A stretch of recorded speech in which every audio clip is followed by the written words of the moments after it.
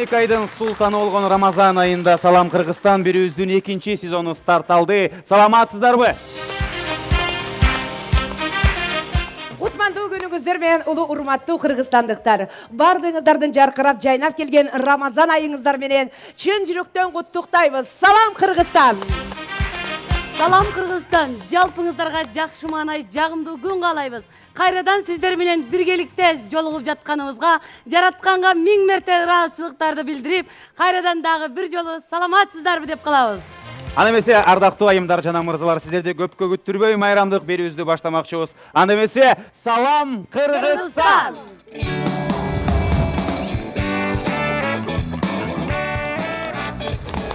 Анда эмесе ардактуу замандаштар, мына көптөн күтүлгөн берүүбүз башталды.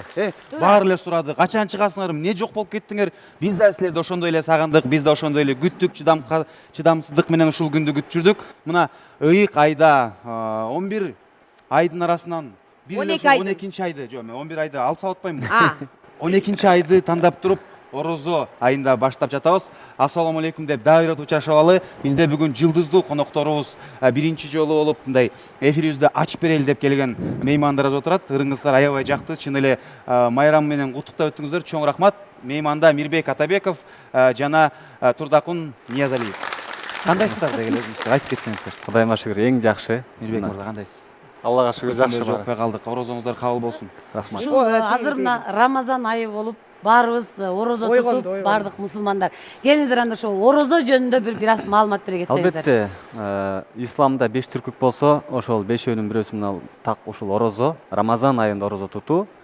Ал эми орозо бул пайгамбарыбыз Мухаммад саллаллаху алейхи вассалам Меккеден Мединага көчкөндөн кийин, хижрадан кийин башталган ибадат болуп. Мен так эсимде жок, менин билишимче ушу хижранын 2-чи жылында парз болунса керек да. Ал эми орозо ар бир балагатка жеткен. Аябай түшүнгөндөй болду, хижра деген эмне? Хижранын 2-чи жыл дегенде, мен так өзүм түшүнбөдүмбү деп отурат Назира эжекебиз. Мен байкап калбадым. Хижра деген бул эжеке көчүү деген нерсе. Хижра деген көчүү, азыр 2 календар бар да. Мисалы үчүн азыр биздики Григорий календары менен 2016 жыл. Сиз азыр эме Иисус Христос түшкөндөн кийин деп айтсаңыз деле ишенип калат. Ал эми хижри жылы бул пайгамбарыбыз Меккеден Мединага көч кылганда ошол жылдан баштап хижри жыл башталган. Бул мусулман календары да. Ошон үчүн айтат экен да, көп жашаган билбейт, көп окуган билет да, кол чапырчы. Мусулманчылыкта элдер ойлоп калбасын, Рамазан айында такыр эле тамашалаганга болбойт экен, булар ушундай эле аябай серьезный болуп берет экен деп ойлоп калбасын да. Сиз дагы тамашакөй экен, элдер жакшы билет болуш керек. Бир анекдот. Албетте, баягы ислам десе эле, исламды бул кандай десек, олуттуу, өтө серт, каардуу элестетпеш керек. Пайгамбарыбыз бизден жылмаюуну талап кылат. Бир тууганыңдын жүзүнө карап жылмаюу бул сүннөт, садака деп айткан пайгамбарыбыз. Мен арабтардын көп эле анекдотторун окугам. Бирок чындыгында алар баягы көп рамкадан көп чыкпайт да, бирок ушул анекдоту мага аябай жаккан да. Ушул анекдоту күлөбүзбү? Билбейм, мен сиздер тоготосуздарбы, тоготпойсуздарбы? Сиздики билем, сиздин темаларыңыз бир аз оорураак эле. Гүлжан эжекегөз күлөбүз. Айта бериңиз. Бир уру бир үйгө кирет экен да, урлукка. Анан кирсе, акыры кирген кезде ошол үйдүн баягы кожойкеси, аябай толук аял экен. Анан диванда жаткан болот экен. Урун көрүп калып, кармап калып, анан колу бутунан бурап туруп диванга басып жыгылат экен да. Анан басып жыгылат экен да. Анан баласынын аты Ахмат экен, Ахматка айтат экен да: "Эй Ахмат, атаңды чакыр" десе, баягы астында жаткан уру: "Эй Ахмат, эртерээк" деп коет дейт. Биз азыр Санжар орозодон бир аз алыстап туруп, мен Мирбек мырзага суроо узаткым келип атат. Мирбек мырза, биз сизди жакында эле биздин коңшулаш Казакстан мамлекетине бир 2-3 жолу байма-бай барып жаткандарыңызды угуп калабыз. Эмне себептен барып жатасыз? Мүмкүн казак эли менен биргеликте иштейли деп атасызбы? Эмне долбоорлордун үстүндө жүрөсүз? Же товар алып келип атасызбы? Кыргыз элине бөлүшүп кетесизби? Тамыр сайзыкова бажы кызматкерине кошулдук деп туруп. Рахмат. Негизинен буга чейин эле карым катнаш танып келгенбиз. Көп аякта да биздин казак боордош сахналаш менин баягы досторум бар. Ошол досторумдун бири Айкын деген Төлөпберген деген ырчы ошо атайын чакырган концертине Астана шаарына ошол Сосо Павлиашвили ырчы менен ошо чогуу концерт коюшкан. Ошол жака конок болуп бардык. Анан ал жактан да сунуштар түштү. Ошо ар кайсы ошо телеканалдарга ар кайсы проекттерге катышканы ошол биз сүйлөшүп баягы келишим түздүк. Баягы кез-кезде барып конок болуп катышып турганга. Ошол жакында эле бир демек Кыргызстанда Мирбек Атабеков болсо, Казакстанда деле Мирбек Атабеков турбайсызбы? Баары тааныйт, баары билет. Бул Мирбек деп конат, сүрөткө түшкүсү келет, селфи кылгысы келет. Тааныйт бекен сизди Казакстанда? Эми азыр интернет популярдуу болгондуктан ал жакта дагы айрым боордоштор, мекендештерибиз тааныйт экен. Себеп дегенде баягы Инстаграмга ал жерден бүгүнкү конокто бул конок келет дегенде ошол коноктун көрөрмандары келишет экен да атайын. Анан биздин да сүрөтүбүздү чыгарып ошол Мирбек Атабеков бүгүнкү биздин конокто дегенде ошо атайын ошол жерде түнкү студияда отурган коноктордун баардыгы тең ошол бизди тааныган адамдар келип келет. Анан аягында дагы ошо сүрөткө түшүп автограф алып атса мен да таң калып калдым да. Биякта да таанып турбайбы деп абдан сыймыктап. Астанада болду, э? Сага кайра эле кошумча суроо. Мен жакында бир имиш кеп угам. Бир жакында бир Кыргызстанга Мирбек жаңылык кылатмыш деп угам. Мындай Имиш жок эле айтчы. аябай эле бир жакшы имиш экен бул. Бул чапчыган акчасы бир $100,000 бир студия ачачын иш деп уккам. Мунун канчалык деңгээлде чын, канчалык деңгээлде калпы бар экенин билбейм, бирок мен өзүмдүн оюмда ошондой кымбат студияны ачсаңыз, Кыргызстанда ошону актайбы, актабайт бекен, чын эле ачабы, ачпайбы деп мен көптөн бери ойлонуп жүрөм. Ушу элдин акчасын эсептеген токтотпойсузбу? Жок, мен деген элдин акчасы эмес, Мирбектин акчасы кетип, кайра ошонун ордуна кое албай калабы деп коркуп атам. Бул студия жөнүндө Мирбек мырза деле азыр биринчи жолу укташат же, адашпасам. Жок, мен муну Мирбектин жакшы эле санаалаштарынан уккам да. Айтып салыптыр Мирбек эми айта бер. Рахмат. Эми биз азыр деген негизинен мен жакшы бир жакшы студия ачайын деп биякта пландаштырып жатабыз. Азыркы маалда ушул атайын дүйнө жүзүндөгү эң менмин деген оборудованияларды алып келейин деп атабыз. Заказ кылдык, Кудай буюрса. Кыргызстанда эмес, ушу Орто Азия боюнча керек болсо Россияда ырчылар келип бияка жазып кеткенде студия ачайын деп атабыз. Барекелди. Сиздин көрөрман кыздарыңыз көп. Сизге ашык болгон кыздар, татынакай көздөрүңүзгө, кырдаш мурун, оймо кооздоруңузга ашык болуп, аркаңыздан жүгүргөн кыздар толтура болуш керек. Ошол кыздарды сиз кандай мамиле жасайсыз? Же болбосо Мирбек атыңыздан пайдаланып коесузбу? Жок, Мирбек үйлөнгөн, уже баласы бар. Жакшы билебиз, ал Меримка менен дагы жакшы таанышпыз. Уулу 6 айлык Меримка болуп суроо калды. ушу суроону Меримка берген деп койбойсузбу? Ушу баласы уулу 6 айлык болуп калды. Мирбек окшош уулу бар. Бирок ошентсе дагы биздин ашыкча мындай көрөрмандарыңыз болот да. Ашынып кеткен. Ошолорго кандай мамиле жасап атасыз азыркы мезгилде? Рахмат. Негизинен биздин кыргыз элибиздин ушу менталитети абдан башка улуттарга айырмалуу негизинен бир топ эле баягы адеп акылыбыз бийигирээк турат экен да. Ошол себептен ыйман бизде күчтүү. Мен көп чет өлкөлөрдөгү мисалы ырчылардын жашоосун көрүп аябай мындай айтсам, кандай айтсам? Астагфиралла дейм да, мындай айтканда. Кана. Биздин көрөрмандарыбыз бир топ аларга салыштырмалуу маданияттуу деп айтып кетсем болот. Анан айрым баягы кээде баягы чегинен чыкканда көрөрмандар болот. Алар азыр деле бар, анча-мынча. Бирок эми баягы карындаш катары баягы көп өзүңдүн баягы акыл насаатыңды айтасың. Бирок негизинен ар түрдүү адамдар болот экен. Бирок жанагы өзүңдүн атың менен пайдаланасың деп айтып атпайсызбы? Ал эми астагфиралла, кандай баягы өзү намаз окуп орозо карамаган баламын. Кээ бирдечи Мирбек ушундай учур болуп калат. Мен Назира Жетигенов атын саткангачы. Канчадан болуп калыптыр Назира Жетигенов аты? Жок, эме ал мындай атыңды баага сатпайсың, акчага эмес. Мисалы да, мен бир жака шашып баратып, жол эрежесин бузуп коем, май кызматкерлери жолуккан. Мен Назира Жетигенова деп мындай. Кээ бирде айтып ийем да, айла жок кутулуш үчүнчү, же болбосо жакында эле бир аэропортко кечигип калып, ошо регистрация кечигип калган акырында жалдырап үйдүм да. Мен Назира Жетигенова депчи, сен ушинтип атыңды саткан учурлар болду эле ушинтип мен Мирбек деген.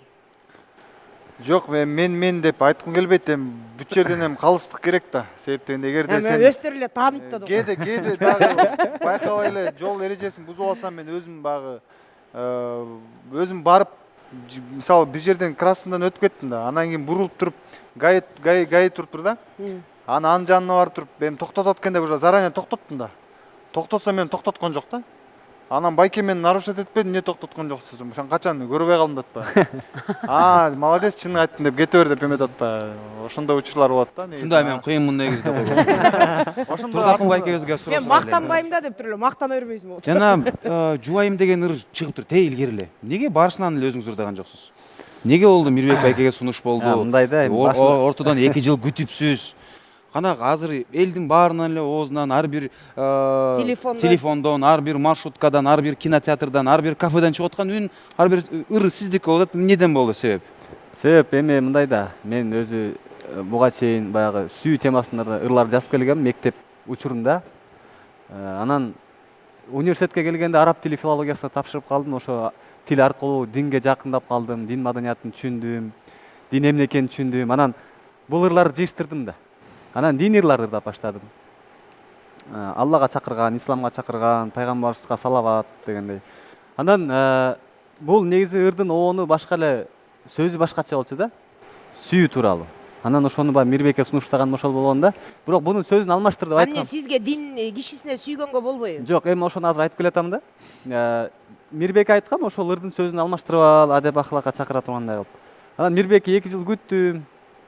Ортодон 2 жол айтты, Мирбек ырда. Признавать этпей койду дедик. Жок, Мирбекке жакты. Бошобой Мирбекке жакты, Мирбек.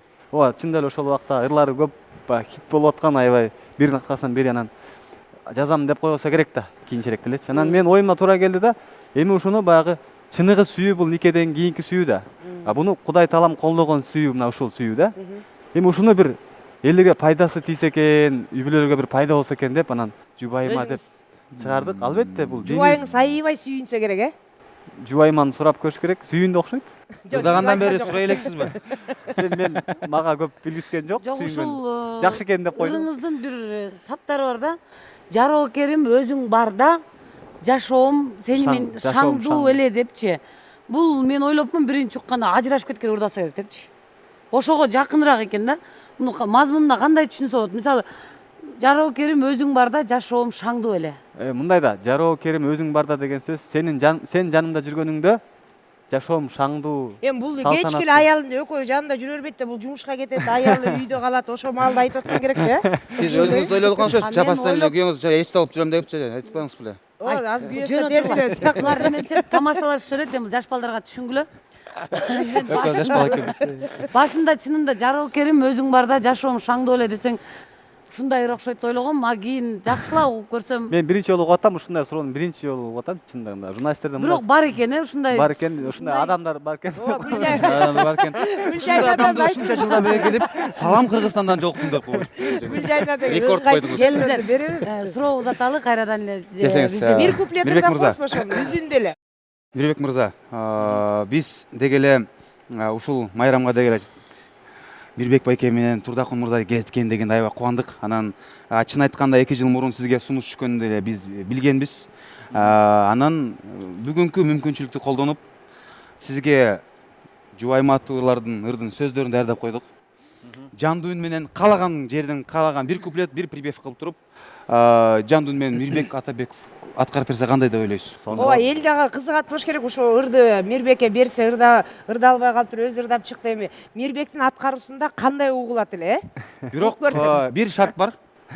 Ырдап аткан жана стиль Турдакун мырзаныкына эмес, өзүнүн стилинде. Ооба. Анда эмесе, сүйүктүү теле көрүүчүлөр, Салам Кыргызстан түнкү шоу программасында эксклюзив Турдакун жана Мирбек экөө дуэт менен ырдап беришмекчи. Жубайма, тосуп алыңыздар. Чарчап келсем, кубатым сен, Жылмайып тосконуң ай күнгө тең, очокту жандырган менеттериң, мелдиреп чалкыган гүлдөй терең. Ай бале. очокту жандырган менеттериң, Мелдиреп чалкыган гүлгө терең.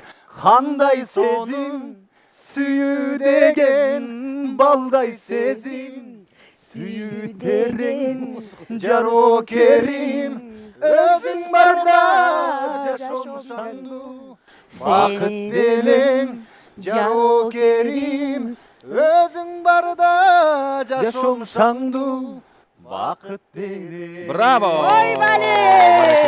Ардактуу Кандай меймандарыбыз, сезим. биздин долбоорубуздун кечки шоу программабыздын салты бар. Келген кадырлуу меймандарыбыз менен эстелик катары жана албетте эле элдин баарынын оозунда отурган, баары ороп аткан Instagram балеси бар. Ошого дагы чыгарыш үчүн селфи сүрөткө түшөбүз, эгер макул болсоңуздар. Уруксат бересиздер да? Сүрөткө түшүп алсак болобу, сүрөткө түшүп алсак. Ушинтип Ал эле эми сурап. теле көрүүчүлөрүбүзгө дагы кайрылып кетели. Кийинки берүүлөрүбүздөн баштап ар бирөөңүздөрдүн мүмкүнчүлүгүңүздөр бар. Салам Кыргызстандан сиздердин Instagram баракчаңыздарды көргөзгөнгө.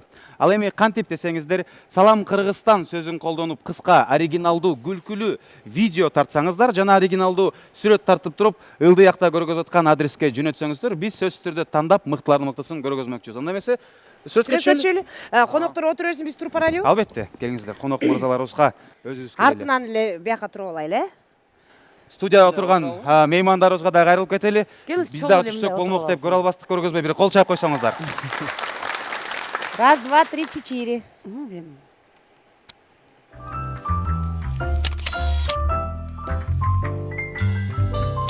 Эң соң, баракелде. Чоң рахмат. Мирбек Турдакун биздин Салам Кыргызстан шоу программабызга келген конокторду эч качан кур кол менен кетирбейбиз.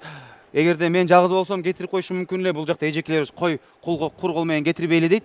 Кыргызстандын биринчи номеринде болгон кыргыз жыттанган суусундуктарды даярдап койдук. Башкы демөөрчүбүз Шорок компаниясынан кол чаалар менен сиздерди сахнабыздын ортосуна чакыралы жана белектериңиздерди карт. Келип бергениңиздер үчүн чоң рахмат. Кайрадан көрүшкөнчө келип туруңуздар биздин үйгө. Шоро компаниясынын белектерин жөн эле берип койбой, биз Шоро байкебизди чакыралы. Кол чаалар, келиңиз байке. Ассаламу алейкум байке.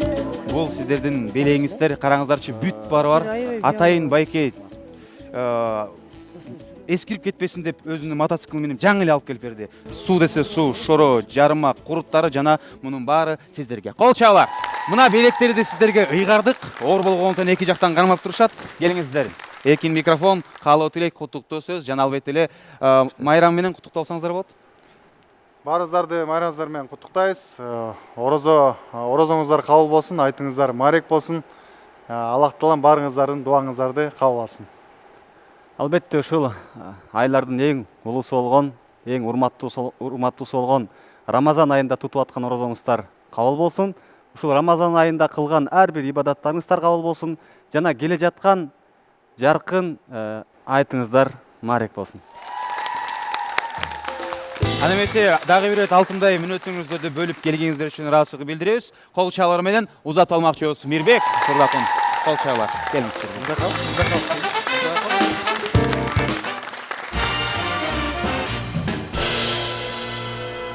Биз көптөн күткөн учур көз алдыбызда. Кыялыбызга таасирленип, асыл ойдон адал ишке кадам таштайбыз. Чексиз ааламдын күчүн сезип, толкунданабыз. Биз бирге болсок, ийгиликке сөзсүз жетебиз. Жүрөгүбүз менен жан тартабыз. Ушул мүнөт үчүн жашагыбыз келет. Легенда, өмүрдүн башаты.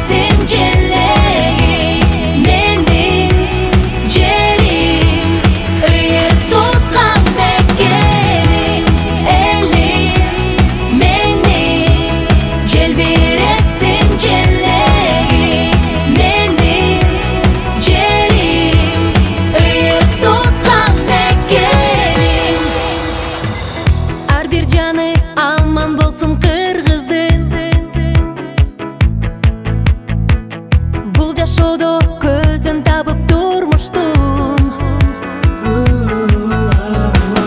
көкүрөгү намыстыбек туткун бийиктерге учкун нурун алып караңгыда жылдызды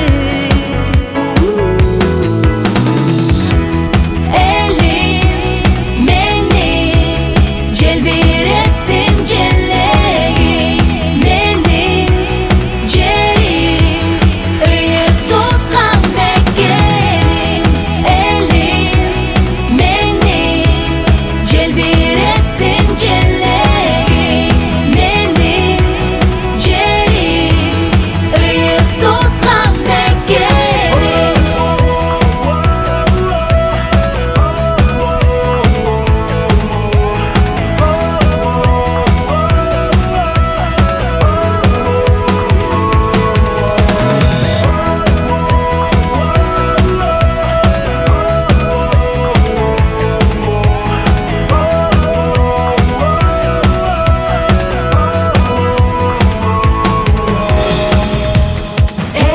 элим менин желбиресин желеги менин жерим ыйык туткан мекеним элим менин желбиресин желеги менин жерим ыйык туткан мекеним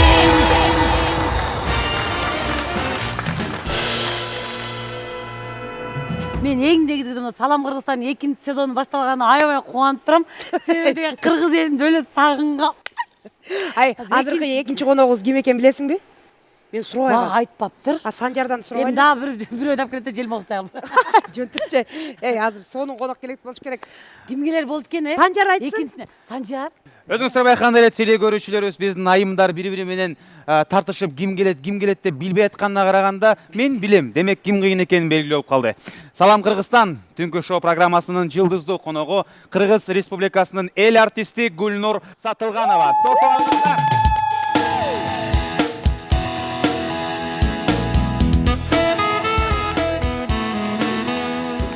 Принцесса келгендей кубанып турабыз. Майрамыңыз менен. Рахмат. Көрүгөтүңүз.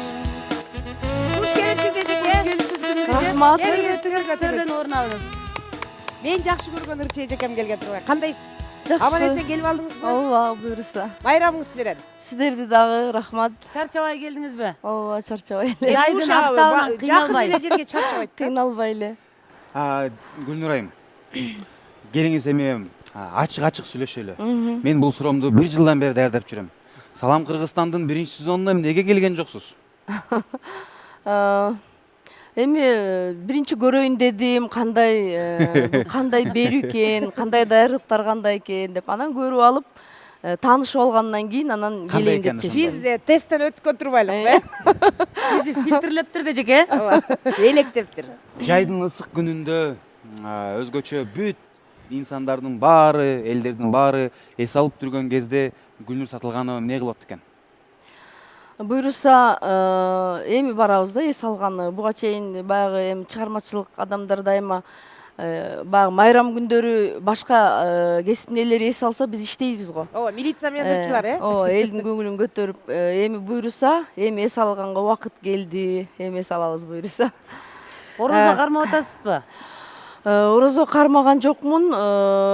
Бул нерсеге кичине өзүм даяр эмесмин, бирок келечекте кармайм деген ойлорум бар да. Чоңойгондо кармайсыз, Гүлнур эжеке, эс алуу демекчи, сиз мына мисалы кандай эс аласыз? Биздин мына чыгармачылык адамдар негизи кандай эс алат болду экен? Сиз элдер мисалы концертке барып эс алат, көлгө барып эс алат, кечки клубтарга барат. Ар кандай эс алууларда сиз кандай кылып эс аласыз? Негизи күнүмдүк жашоомдо баягы мен эми баягы ырчы болгондуктан анан күнүгө чакыруулар көп болгондуктан мен күнүгө чачымды жасап, бетимди боёп, жасанып, иштегенге Гүлнур Сатылганова болуп, иштегенге туура келет. Ошол эс алганда мен ошо Гүлнур Сатылганова болбой эле үйдө эле жөнөкөй бетимди боебой, бетимди эс алдырып, чачымды жасабай эле үйдө жөн эле эс алганды абдан жакшы көрөм да, себеби баягы жумуш болбой калган күндөрү. А негизинен дайыма той топур концерттер, чакыруулар көп. Мисалы акыркы кезде мисалы кайрымдуулук концерттер көп болуп атат. 2 күнүн биринде эле концерт болуп атабыз да. А негизинен албетте атайын убакыт бөлүп эс алган учурлар да болот. Мисалы көлгө барып, жайдын ысыгы менен. Подружкаларыңыз менен, досторуңуз менен дискотека барып өлө тутуп бийлеп мындай уште эс аласыз. Стресс мындай буктар чыгарып. Мисалы биз киного барабыз, чоң кинотеатрларга. Жактан кыйкыра албайсыз да. Назир эже, улуулар уже сизден башка эч ким клубка барбай калган. Канча айтам сизге болду барганда, жок, клубка барганда жа дүңкүлдөгү музыкадан кайра чарчап атпайбызбы? Биз ошо музыкадан эс алып кичине барбайм да мен көбүнчө клубтарга. Ал эми Гүлнур эже бизге аябай кызык, сиздин чыгармачылык дүйнөдө мындан 15-20 жыл мурда деле ушул Гүлнур эже боюнча көргөнбүз. Азыр деле ошол эле Гүлнур эжени көрөбүз. Сиз чыгармачылыктан мисалы кээ бир эжекелерибиз ошол убагында аябай бир бийиктикке чыгып, азыр ал ордунда эмес, башка жакка жылып калгандактарын да көрөбүз да. Аны калкка деле белгилүү. А сиз бир чыккан жериңизде канча жылдан бери турасыз? Ошол эле Гүлнур эже, азыр деле ошол эле Гүлнур эже. Ошонун сырлары эмнеде? Сиздин ушундай татынакай болуп сакталып турушуңуздун сыры эмнеде? Рахмат, мени татынакай деп, жаш деп жакшы комплимент айтып койдуң. Баягы жакшы сөз жан эргитет дейт. Эми менимче негизи эле биз деле бала кезде ошол мисалы мен бала кезде ырдап жүргөн Каныкей Рали эжеке бүгүн деле ошондой эле сезилет. Ошол эле Шахрат Талипова эжекебиз бүгүнкү күндө деле мага ошондой эле көрүнөт да. Бул мүмкүн ушул баягы эфирге чыккандын же сахнага чыккандын бир сыры болуш керек деп ойлойм да. Анан ал эми чыгармачылыкта албетте ийгилик, эмгектенип, баягы изденип, дайыма эмгектин үстүндө өзүңдүн кылып аткан жумушуңду сүйсөң, дайыма сага ийгилик алып келет экен да. Ошол өзүң жасаган жумушуңду кылдаттык мамиле жасап, баягы боло берет деген нерседен качып, ошонун майын чыгара жасап, өзүң кылган жумушуңду сүйсөң, менимче ошол дайыма ийгиликтин үстүндө. Дөөлөт соголок болот демекчи, ошону кармап туруш керек, Албетте азыр жылдыз болуш оңой, а кармалып туруш кыйын да. Биз жеке мен мындай мырза катары Гүлнур айымдын бир талантын эми ал жака кеп жок. Баары эле билет, Гүлнур Сатылганова, депчи. Деги эле мындай мырза катары жана бүт мырзалардын дагы сөзүн айтып кетейин. Баа бергеним эжекебиз машинени мыкты тандайт. Анан мен команда менен 2010-жылдан бери артыңыздан ээрчип жүрөбүз эжеке. Машинеңизде мындай кандай машина айдап жүргөнүңүздө? Айдап жүргөнүздө тартып жүргөнбүз да. 2010-да баштаганбыз, 6 жыл болуп калыптыр азырчы. Уруксат берсеңиз, биз сиздин машинеңиздерди эме көргөзөтүп эле. Ардактуу теле көрүүчүлөр, эч ким билбесе керек Гүлнур Сатылганова эмне машина айдайт болду экен деп. Биз азыр сиздер үчүн көргөзүп кетебиз. Аны эмесе сүйүктүү теле көрүүчүлөр, экрандарда көңүл бурсаңыздар 2010-жылы BMW X5 Гүлнур эжеке кайрап баратат. Мына 2016 бүгүнкү күн Lexus 2016 570 2016-жылкы жаңы машина. Бирок эжеке биз дагы алдыга кеттик. Келечекти көргөзөлү. 2020-жылы Гүлнур эжекебиздин машинеси Танк Т-34. Андан соң 5 жылдан кийин вертолет 2030, урматтуу меймандар. 2040 жылдан өткөндөн кийин эжекебиз космос багындырат. Мына ушуларды эмнеге даярдадык эжеке? Деги эле машинеңизди ким тандайт? Өзүңүз тандайсызбы же ким тандайт? Жок, мен сен айтып атпайсың машинени жакшы тандайт. Мен негизи эле машинада көп баягы айдаганды эле билесиз. Айдаганды билем. Эми айдаганыма 18-20 жылдын жүзү болуп калды. Тажрыйбам жакшы деп айтсам болот, бирок иш кылып мындай өзүмө жарашкан, анан оңдогонду билесизби? Жок.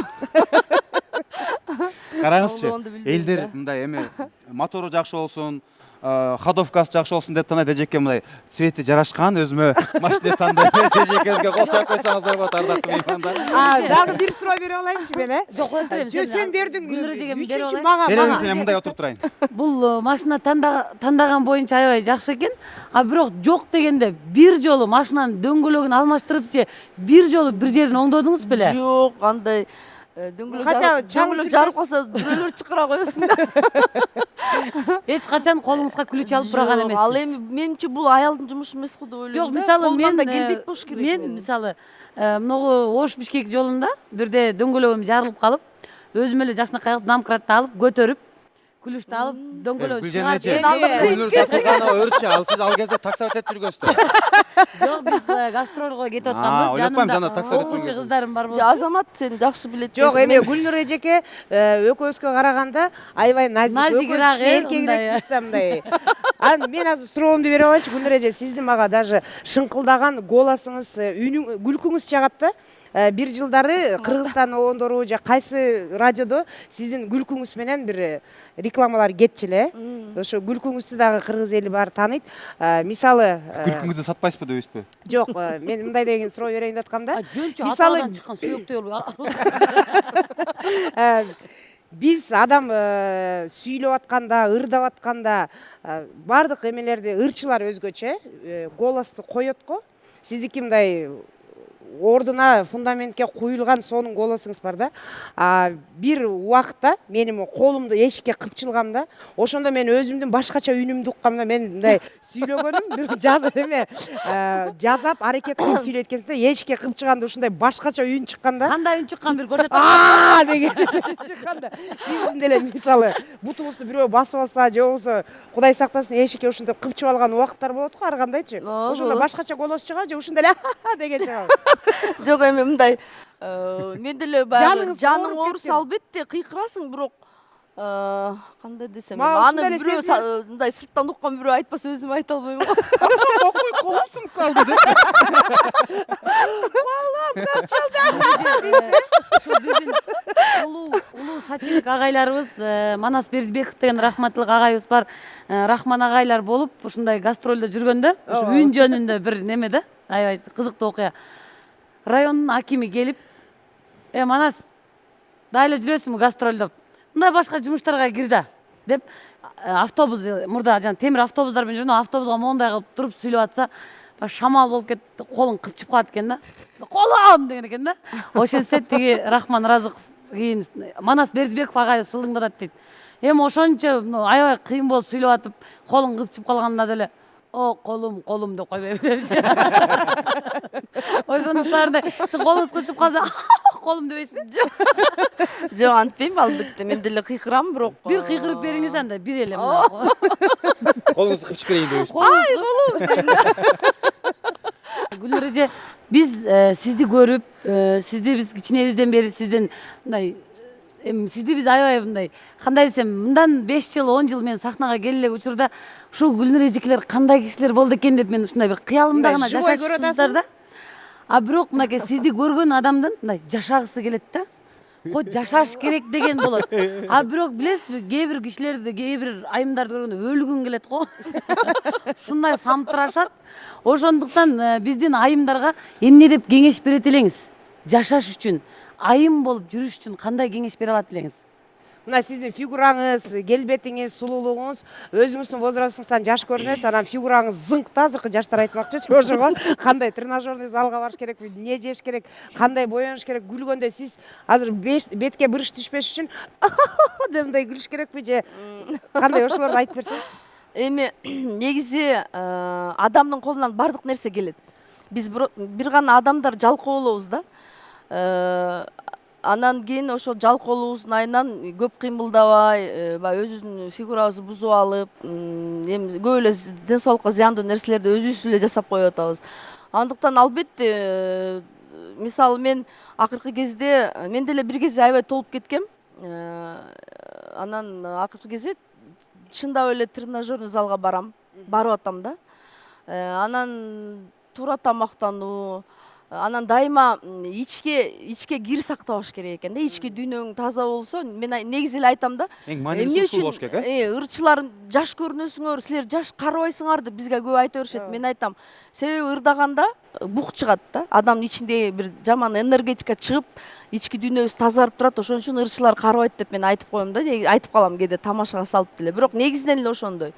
Анан кийин ичке кир сактабаш керек. Ар кандай проблема болгондо эле баягы ошо менен чөгүп кетпей, эми баягы Депрессияга кирбей. Сайыр Саламондун айткан жакшы сөзү бар. бул дүйнөдө бардык нерсе өтөт. Бүгүнкү күн дагы өтөт, бардык нерсе өтөт. Ансыңардай эч качан проблема болгондо чөгүп кетпеш керек. Себеби бул күн дагы, бул учур дагы өтүп кетет деп ушундай нерсе менен жашаш керек Джим деп Керри да ойлойм айткан да. го, твои проблемы никому не интересны, так что улыбайся деп.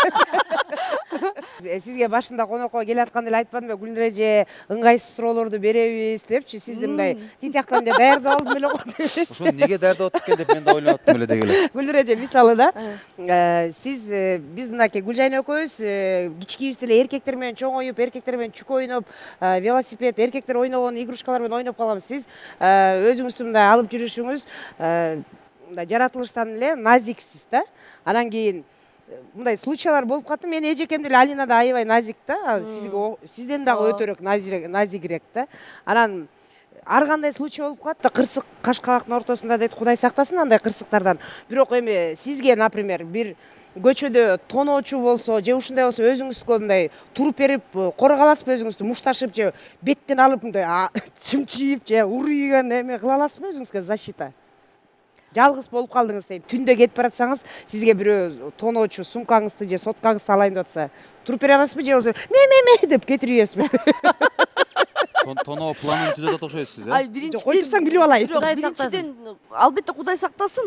Мындай нерсеге кабыл эле экем. Азыр сен айтып атсаң мен эсте жок, эсим андай учур болбоптур да.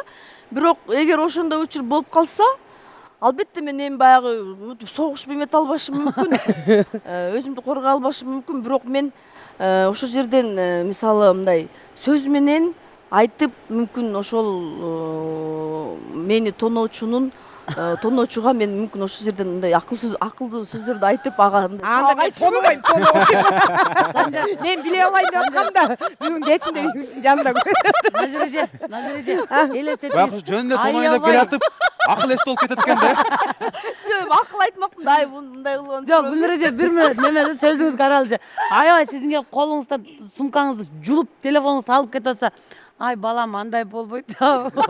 Ал сизди угуп алган, кечирип коюңузчу деп кайра. Укканга успеть этпей калат го. Мүмкүн кыйкырмакмын. Кыйкырган бойдо мүмкүн кала бермекмин. Кантип кыйкырат элеңиз? Бирок өзүмдү Жок, сиздер түшүнбөй калдыңыздар. Тоноочу келатат. Гүлнур эжени көрдү. Анан Гүлнур эжеге жете электи дагы. Анан акылына сатым айтам деп атпайбы? Мушташпайм деп атат. Антпейт. Монтет. Айланайын. Кетирип истеп мен калып турандан акыл. Колуңду көтөрсөң Кудай сактасын. Негизи мындай да. Албетте Кудайга миң мертебе шүгүр. Себеби мен ошондой ситуацияга кабылган эмесмин. Демек менин коргоочуларым бар экен. Колдоочуларыңыз бар. Жараткан өзү колдойт. Негизи чында эле ошондой, мен бул нерсени дайыма сезем да. Мен дайыма, себеби мен деле өзүм Кудай деген кишимен. Анан ушундай моменттерден демек мени Кудай сактап жүрөт экен да. Кудай эле сактап жүрөт. Өмүр бою Кудай Кичинекей. сактасын. Биздин берүүбүз деги эле элдин баары телевизорго, сыналга жакында бош болуп калган убакта чыгат. Кечки саат 10дордо. Ал эми айтсаңыз ушул кеч кирген убактарда эмне менен алексиз? Канча саат канчада деги эле уйкуга кетесиз, канчада турасыз? Чынын айтсам абдан кеч жатам. Анан кеч турам. Бир эң кеч турганым 12лерде туруп калам да кээде. Бирок эгер эртең менен жумуш бар болсо, сөзсүз албетте бизде эле экенсиз. Айла жок туруп барасың дечи. Бирок кээде эртең мененки съемкалар болуп калат. Сиздин түшүңүз кыска эле суроо. Эме цветнойбу же черно-белыйбы? Ошону байкап турмун. Биздин салтыбыз бар Гүлнур эжеке. Сүрөткө түшкөндү жакшы көрөбүз. Мен сүрөткө түшөлүм. Бүгүн сизге деле жагаттыр, биз менен биргеликте сүрөткө Албетте, азыр мунсуз болбой калбадыбы? Сүрөткө түшүш Салам керек. Кыргызстан, Гүлнур Сатылганова жана жылдыздуу селфи. Айта кетчү нерсе, биздин теле көрүүчүлөрүбүздүн дагы мүмкүнчүлүгү бар. Келип ушул Салам Кыргызстанды башталганда көргүңүздөр келсе, сөзсүз түрдө Салам Кыргызстан сөзүн чогуу видео же болбосо сүрөт жөнөтсөңүздөр, биз көргөзүп сиздерди жылдыз кылганга даярбыз. Ал эми сүрөткө түшөлү. Келгиздер. Арык сулуу кыздар. Чоң рахмат. Сүрөт бүттү, сөз бүттү. Гүлнур эжеке, эми эң маанилүү нерсе келди. Эмне десеңиз, биз сизге өзгөчө бир оюн даярдап койдук. Биздин меймандарыбыз сөзсүз түрдө ушундай маектен соң оюн ойношот. Даяр болсоңуз, сизди азыр биз реквизиттерди даярдап туруп сахнага чакырабыз, Катышуучубуз, жылдыздуу катышуучубуз даяр, реквизиттерибиз даяр. Ал немесе Гүлнур айым, келиңиз сизди бул тарапка чакыралы. Кол чабуулар жаңырсын. Биз Санжар, сен өзүң эле ойнотосуң, Biz өзүбүз эле түшүндүрүп берели, эжектерибизге кыйынчылык кылбайлы эжектериңиз, молдеке түшүндүрүп бериңиз. Азыр өзүңүз байкагандай эле, Могу жерден түшөйүнбү? өзүңүз байкагандай эле сахнабызда түрдүү тоскоолдуктар турат. Бирөөсүнө дагы тийбеш керек болот. Эң маанилүүсү. Арасынан аралап өтүш керек. Жаттап алыңыз, азыр кандай өтөсүз. Бул жактан мындай басып келесиз. Зигзаг болуп, бакка тийбей, буга акырын аябай курч булар. Тийбей, андан тет жакка келгенде колду мындай кылып туруп анан өтүп кетиш керек болот, ырдап эле. Болду. Эч кыйынчылыгы жок. Ырдаймбы еще? Анан еще ырдайсыз. Токтобой. Бирок анын баары көзүңүз жабылган болот. Макулбу? Келиңиз. Эчтеке көрүнбөйлүбү? Ай, өтө катуу байлоо мындай эле. Өтө катуу байлабайм. Кирпигимди сындырасың го куякын. Эң маанилүү эжеке кирпигин сындырып албаш керек. Даярсыздар эжеке, баарын биз сиз үчүн даярдап койдук. Болду. Көзүңүздү ачпаңыз, эң маанилүүсү. Азыр мен бул жактан бүт сиз гана көрүп алган, жаттап алган бойдон турат.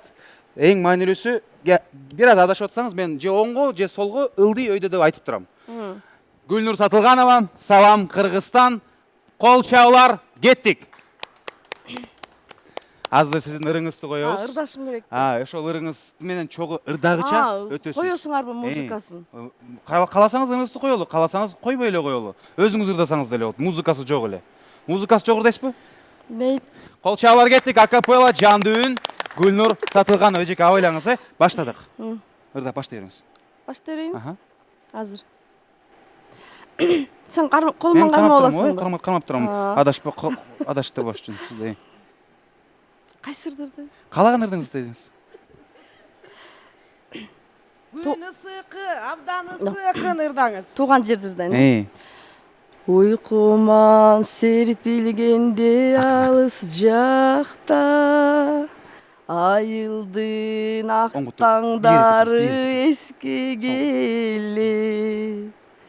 Жолунун боз чаңдары көздөн Тиет. Чоңураак аттыңыз.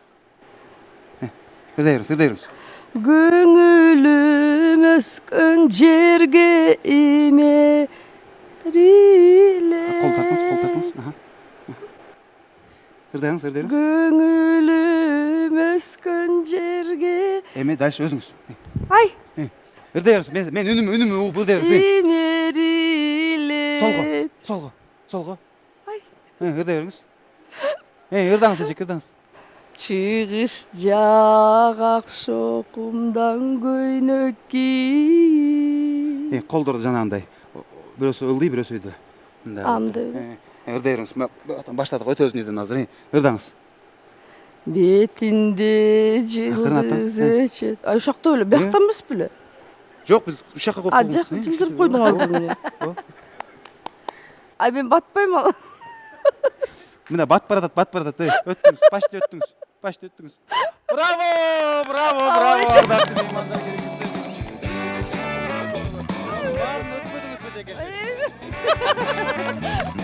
Гүлнур Сатылганова биздин күндүзгү мейманыбыз. Келиңиз эжеке, ортого чыгып бериңиз. Кол чабуулар жаңырсын. Эжеке, таарынбаңыз, биз сизди мындай өзгөчө кыйнабай турган оюн даярдап койдук. Жактыбы оюнубуз? Жакты. Барыбызга эле белгилүү, салам Кыргызстан түнкү шоу программабыздын жылдыздуу коноктору эч качан кур кол кетпейт. Башкы демөөрчү Шоро компаниясынан кыргыз жыттанган суусундуктарды, ден соолукка пайдалуу болгон суусундуктарды көп кылып даярдап койдук. Жеке өзүбүз эмес, Шоро байке чыгып сизге ыйгарып койсун, Кол чабуулар жаңырсын, ардыктуу меймандар. Тосуп алыңыздар. Баракелде, браво, караңыздарчы, мына биздин Шоро байке. Мунун баары жеке сизге. Мунун суусу дагы, курусу дагы бүт баары бар. Бир аз оор мындай кой турсак болот. Рахмат. Анан Шоро байке өзү мотоцикл менен сизге үйүнө жеткизип берет.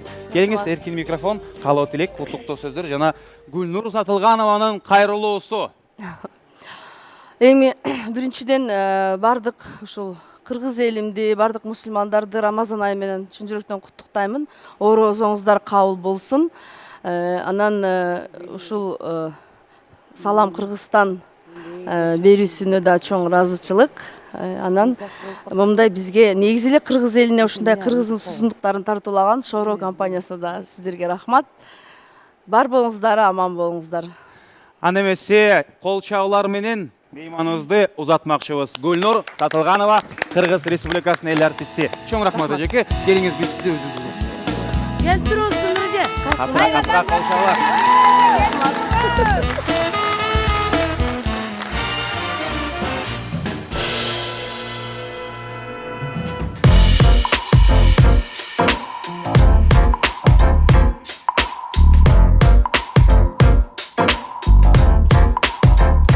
Салам Кыргызстандын башкы демөөрчүсү Шоро компаниясы. Ар дайым Шоро компаниясы менен биргеликте болуңуздар. Жайдын аптабында сиздерди бир гана салкындата турган Шоро компаниясы. Шоро компаниясы ар дайым бизге дем жана күч берет.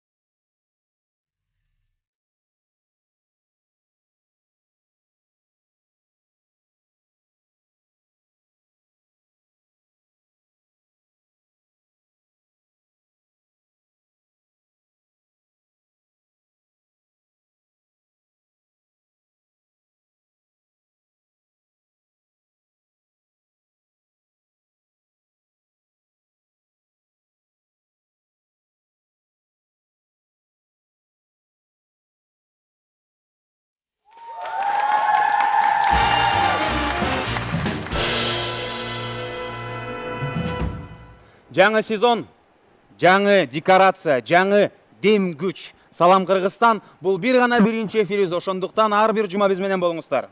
Туура айтасың, экинчи сезондун биринчи эфири болду. Биз сиздер менен эч качан эч жака ажырабайбыз. Ошондуктан бизди күтүңүздөр, биз сиздерге жаңы тамашаларды, жаңы Кыргыздын мен деген ырчыларын, инсандарын чакырып, жакшы маек куруп бермекчибиз. Кайрадан көрүшкөнчө сак саламатта калыңыздар. Биз сиздер менен эч качан коштошпойбуз. Кайра көрүшкөнчө деп калабыз. Ар дайым биз менен биргеликте болуңуздар. Салам Кыргызстан ар дайым сиздер үчүн кызмат кылат. Сиздердин кызматыңыздарда Санжар, Назира жана Гүлжайна болду. Көрүшкөнчө сак саламат калыңыздар. Салам Кыргызстан!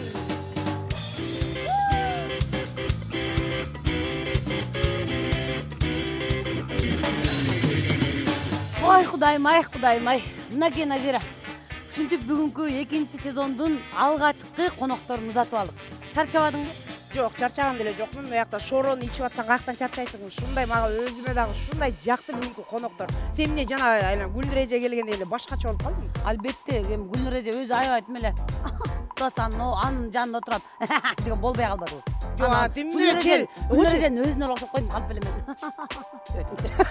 Жаман жазалма болдуң Оо, деп эле. жазал- Гүлнур эже деп атсың сен да. А сиз мындай ырдаганыңыз жагаттан мындай келбетиңизде өлө турады го, өлмүш го деп. Өзү кандай болсо ошондой эле болуп койдум мен, башка эч ким. Өзү? Өзүн эле күскө кылып койду. Мен өзүнө окшой эле отуруп койдум.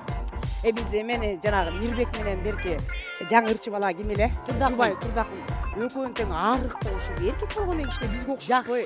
Арык, семиздин эмне кереги бар? Арык эле болгон жакшы. Мындай деп коет го, орозодо бирөөнүн аркадан ушактабаш керек дейт, Чын эле. Ушундай. Орозодо деген ар дайым бири-бириңе жылмайып, орозодо эмес, негизи эле бул жашоодо жылмайып күлүп туруш керек дейт. Тарс эткенин баары тамаша, бура сүйлөгөн, күлгөнгө жакшы. Кел анда эмесе эл менен коштошолу да, кеттик. Каяка кеттик? Барып тур бүгүн жумуштар той бар эмеспи? Ачка болдук жүрүктө. Эме шородон ичели дагы кеттик. Курутун жеп алалы. Ооба, кеттик. Кеттик. Суусунан ичип алайлы. Ал эле кетели.